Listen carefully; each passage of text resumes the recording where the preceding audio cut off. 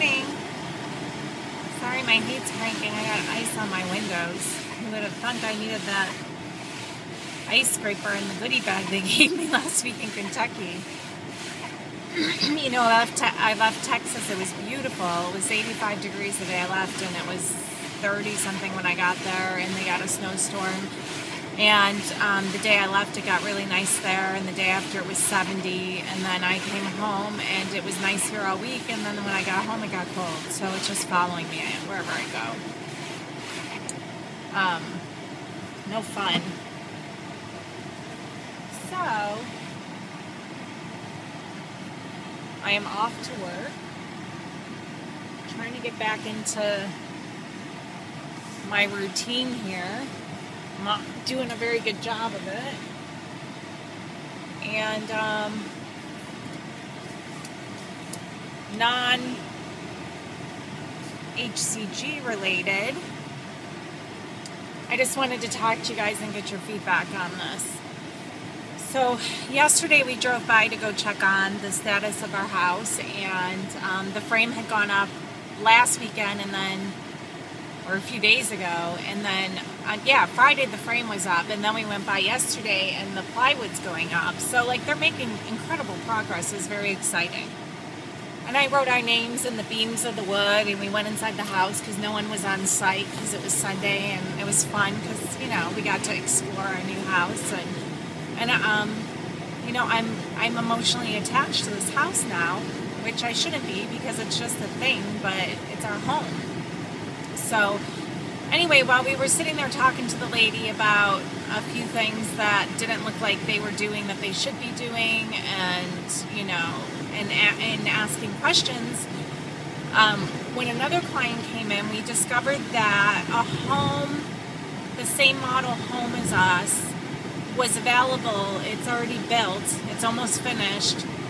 It's available because I don't think the buyer backed out or something fell through on the transaction. So the home is basically available on a different lot, which is triple the property of what we have.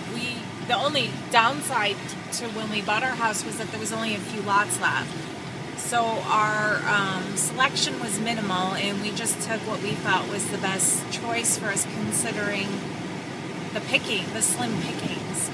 And one of the things that I fell in love with our lot, which we paid a premium for, was that it backed up to a green belt, so we wouldn't have neighbors behind us, and we would overlook the green belt from our living room / kitchen. You know, we have the open floor plan, so I thought that would be beautiful because we have these big windows that are in the back of the house that would overlook all of that. And I was really excited about that. Like, every time I go there, I look at it and I wonder what it's going to look like when it's spring and summer and everything's all green and plush. Because right now everything's pretty much dead. There's not a lot of green in Texas right now. But, you know, I'm imagining what it's all going to look like. And I know that we had a smaller patio and yard than we initially wanted, but I was you know, I grew to love it. And so we find out that this lot that we drive past every time we go there, my husband says, I wish we would have got that lot because it was so much bigger.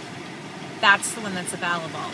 And so we found out that we could switch it really at no cost, except for the difference in like what they got in the house versus what we got in the house versus the price of the house at the time that well, I don't know the price of the house and what it's worth today, or if it was what they paid for it, right?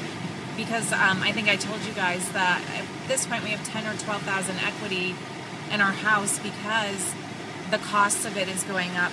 It was going up $2,000 every week. Now it's going up $2,000 every other week. But as long as there's a demand, she said that it's going to keep going up. There's just not a lot of pieces of property left at this point until they go into the next phase. So what would happen is we would lose the equity that we got in our house, which isn't even really ours yet because we haven't closed, and then we would have to buy the new house at the current market value, and I am having a hard time swallowing that, but we would get triple the property.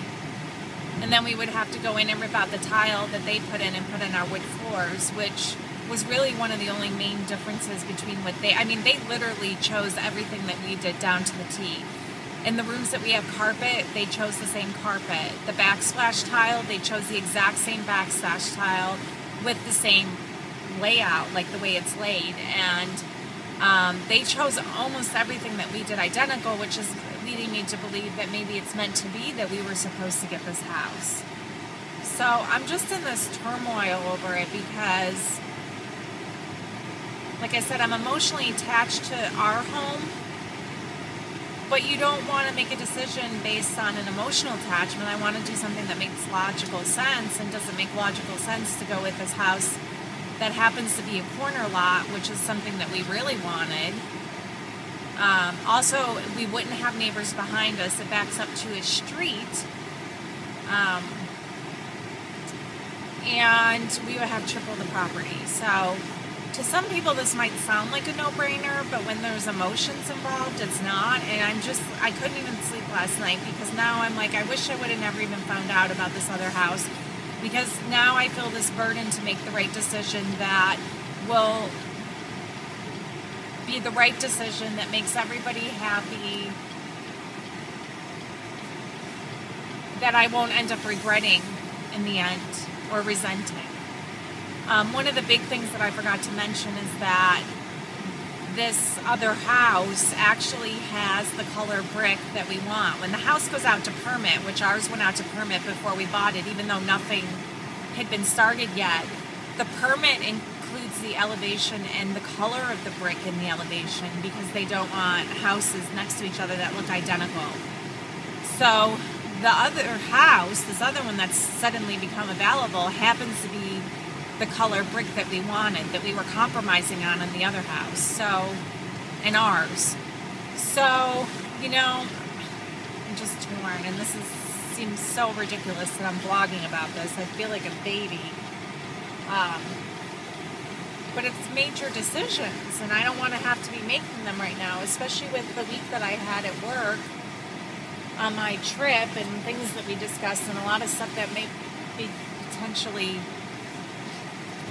changing at work too. So I just feel like I have an awful lot on my plate, and it's stressing me out a little bit, and I'm trying to wear my big girl panties over it.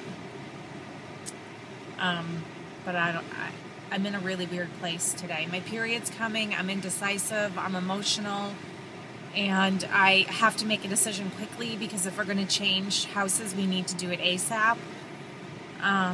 So anyway, I just want to vlog about it, maybe see if you guys can give me some unbiased, unemotional thoughts on what you would do.